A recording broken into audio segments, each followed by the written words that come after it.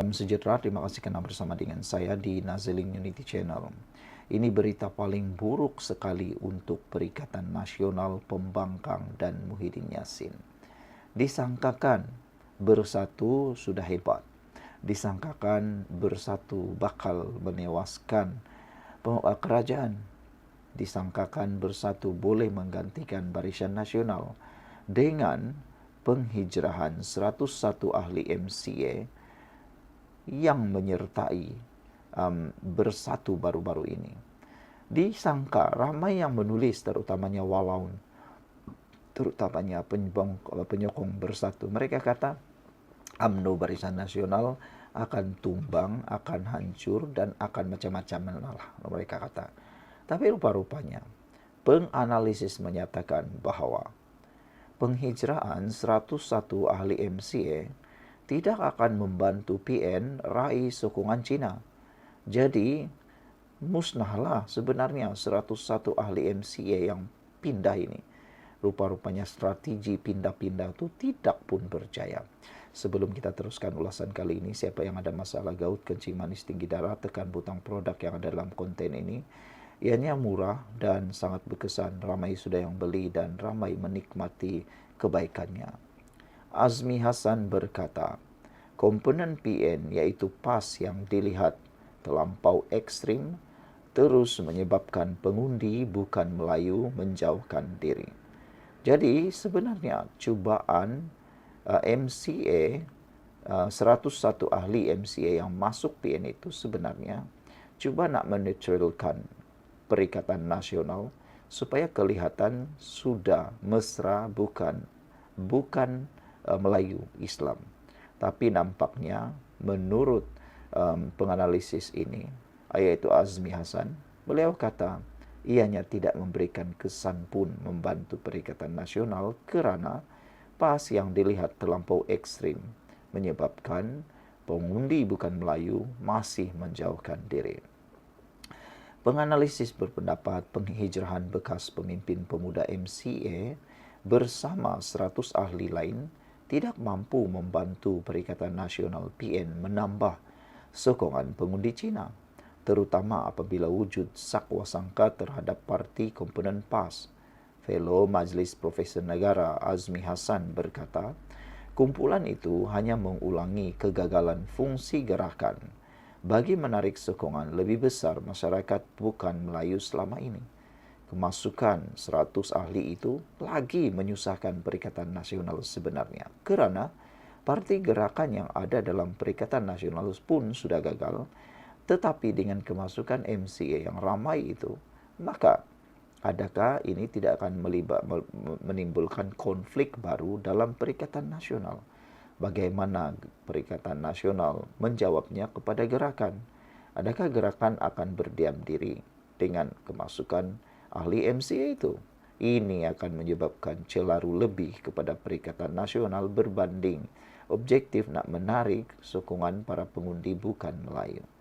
UMNO yang dikatakan lebih mesra pengundi bukan Melayu pun, MCA mempunyai kekangan sendiri dan sukar untuk menarik golongan itu. Apatah lagi dalam PN untuk mengundi PAS, ia tidak mudah.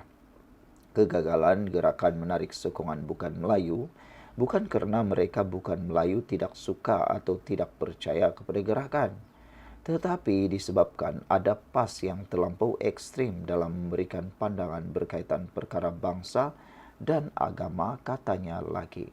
Ini satu perkara yang sangat relevan. Jadi saudara-saudara sekalian, beliau juga berkata sukar untuk ahli baharu itu menjalin kerjasama dengan gerakan bagi tujuan tersebut. Sebaliknya, mereka akan bekerja secara solo antara satu sama lain dalam Perikatan Nasional.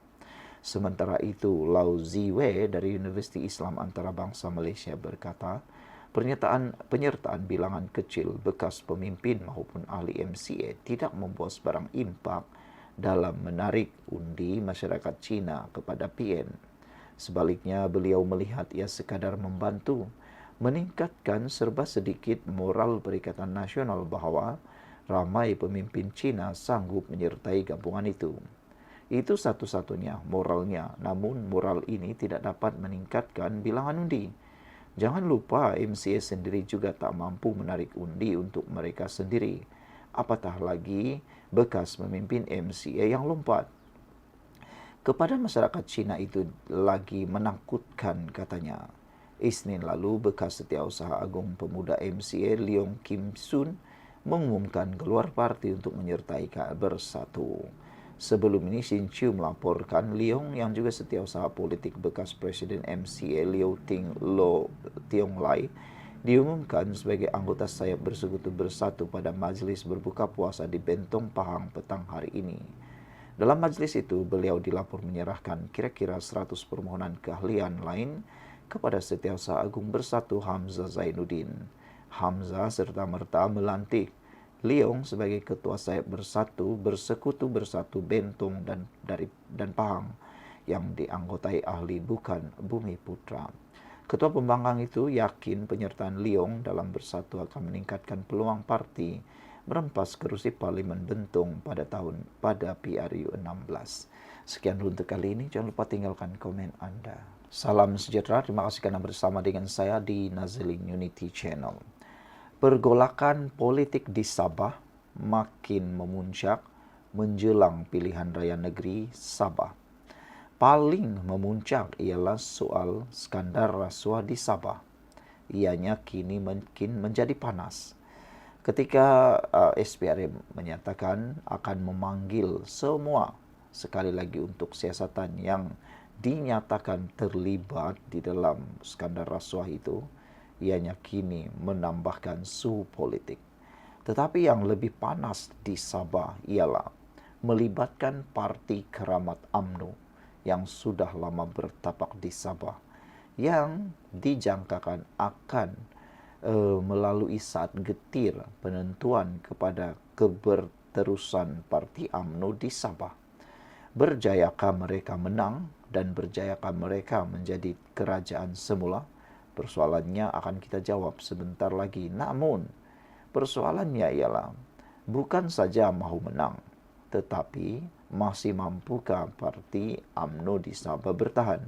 Ataukah akan bubar pula? Ini apabila beberapa pemimpin besar yang ada dalam Parti Barisan Nasional UMNO di Sabah kelihatan mula ada persengketaan. Hari ini, seorang pemimpin yaitu Rahman Dahlan menyatakan, kalau seorang saja siok buat keputusan, itu autokrasi, kata beliau. Sebelum kita teruskan ulasan dan pendedahan hari ini, jangan lupa tekan butang subscribe, dan bagi mereka yang melihat video ini, ada butang produk dalam video ini, beli cepat, ianya berkaitan dengan penyakit gout. Siapa yang ada masalah gout, kencing manis, tinggi darah, cepat beli produk ini, murah dan terbukti mujarab. Sudah beribu-ribu orang yang membelinya, mereka ada testimoninya, dan paling penting harganya sangat murah sempena sambutan bulan raya ini, dan ianya akan berakhir tak lama lagi. Abdurrahman Dahlan berkata, keputusan kerusi ditandingi UMNO Tuaran perlu dibincangkan bersama, bukan ditentukan seorang sahaja, kata beliau. Timbalan Ketua UMNO Sabah Abdurrahman Dahlan menegaskan, sebarang keputusan berkait kerusi bakal ditandingi pada PRN termasuk di Tuaran perlu dibincangkan bersama, bukan ditentukan seorang sahaja. Ketua UMNO Tuaran itu berkata, penentuan kerusi akan ditandingi oleh bahagian berkenan, akan dibuat mereka dan Presiden UMNO Zahid Hamidi. Tegasnya, keputusan itu bukan keputusan sembarangan oleh seorang individu, tanpa ada perbincangan dengan UMNO Tuaran yang diketuainya. Autonomi bukan bermakna satu orang saja buat keputusan, kata beliau. Kalau seorang saja siok-siok membuat keputusan, itu bukan autonomi, itu autokrasi, kata Dahlan. Jadilah demokrat, bukan autokrat, kata ahli Majlis Kerja Tertinggi UMNO itu di Facebook.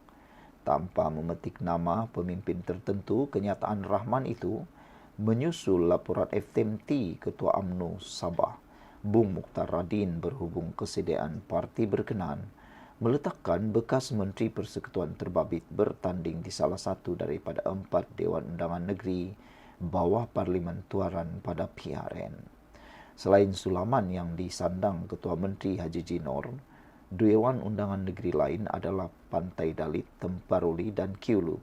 Pada PRN 2020, Pantai Dalit dimenangi Barisan Nasional BN menerusi Jasni Daya yang 3 tahun kemudian keluar UMNO untuk menyertai Parti Gagasan Rakyat Sabah JRS.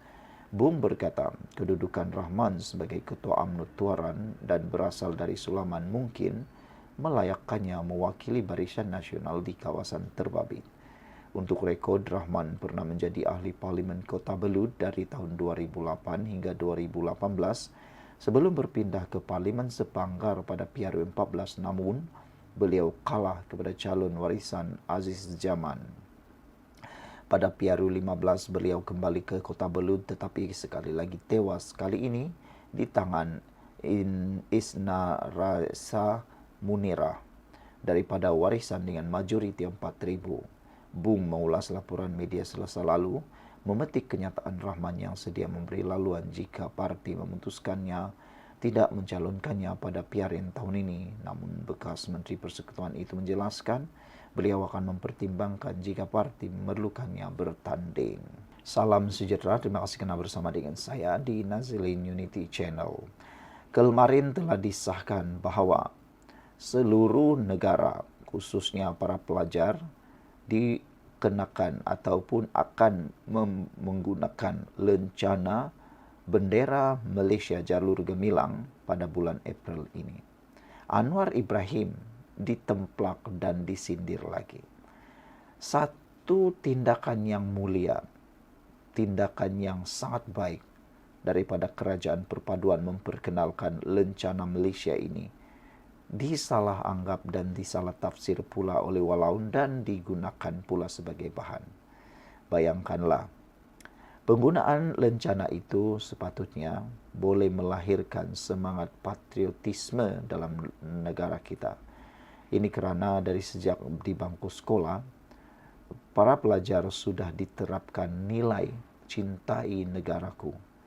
Tetapi, lihat sajalah, ada saja yang digunakan bahan, khususnya oleh para pembangkang.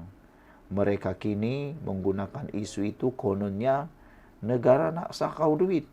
Aku pun tak tahulah dari mana idea bodohnya mereka mendapat idea itu.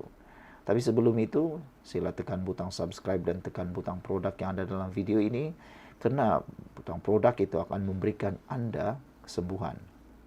Ada dijual ubat gout, siapa yang ada gout, tekan butang itu, murah harganya dan sudah beribu-ribu orang beli. Dan beribu-ribu juga testimoni yang kita dapat, mereka kata murah tetapi mujarab. Sediakan payung sebelum hujan, sebelum hari raya, pastikan anda ada ubat gout. Baik, saudara, apabila ramai yang persoalkan tentang penggunaan lencana itu, Anwar Ibrahim menjawab dengan mudah. Lencana itu percuma, lekat sajalah, kata Anwar Ibrahim. Percuma pun orang cakap, dibayar pun orang cakap, tak pakai orang cakap, terbalik orang cakap, semua pun orang cakap. Anwar Ibrahim berkata, beliau mahu semua pihak agar tidak terus mempolemikkan isu pemakaian lencana jalur gemilang di baju seragam pelajar sekolah. Mudah kata, di pelbagai sekolah lencananya berbeza, rencana sekolahnya berbeza, namanya berbeza, warna mungkin, baju mungkin ada yang berbeza. Tetapi satu yang tidak akan pernah berbeza di negara kita ialah bendera Malaysia. Jadi ini satu tindakan yang patut kita puji. Sudah lama sebetulnya harus dibuat. Bayangkan, Harimau Malaya main bola, ada lencana Malaysia. Pemain-pemain badminton Malaysia keluar negara bertanding, ada bendera Malaysia.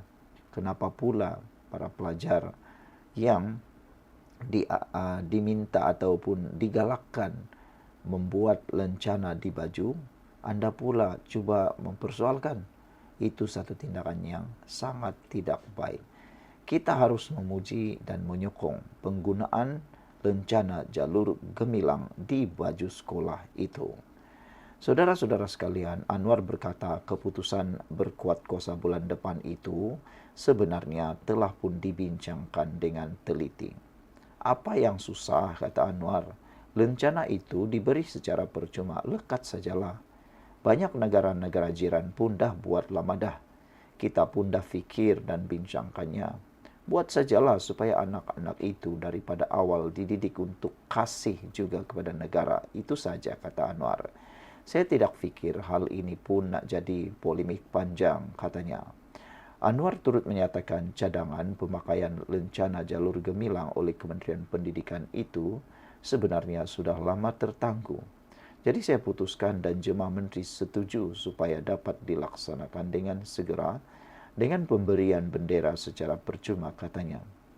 Anwar berkata demikian ketika mengulas keputusan sesetengah pihak yang mempersoalkan proses tender untuk pengeluaran rencana itu akan dijalankan. Semalam, Timbalan Pengerusi Jawatan Kuasa Perundingan Pendidikan MCA Felicia Wong Wee Ting berkata, walaupun langkah itu adalah positif di tengah-tengah peningkatan isu perkauman dan agama, masih terdapat beberapa persoalan yang perlu dijawab. Antaranya, dia mahu Kementerian Pendidikan harus mendedahkan nama syarikat yang diberikan kontrak ini dan mahu Putrajaya membuktikan bahawa semua kontrak melalui proses yang betul dan takbir urus yang bebas daripada kronisme, nepotisme atau amalan rundingan langsung. Dia turut mencadangkan agar sekolah diberikan autonomi untuk membeli rencana jalur gemilang daripada pembekal sah yang memenuhi spesifikasi ditetapkan kementerian. Sekian dulu untuk kali ini. Jangan lupa tinggalkan komen anda, sila tekan butang subscribe dan kita jumpa lagi.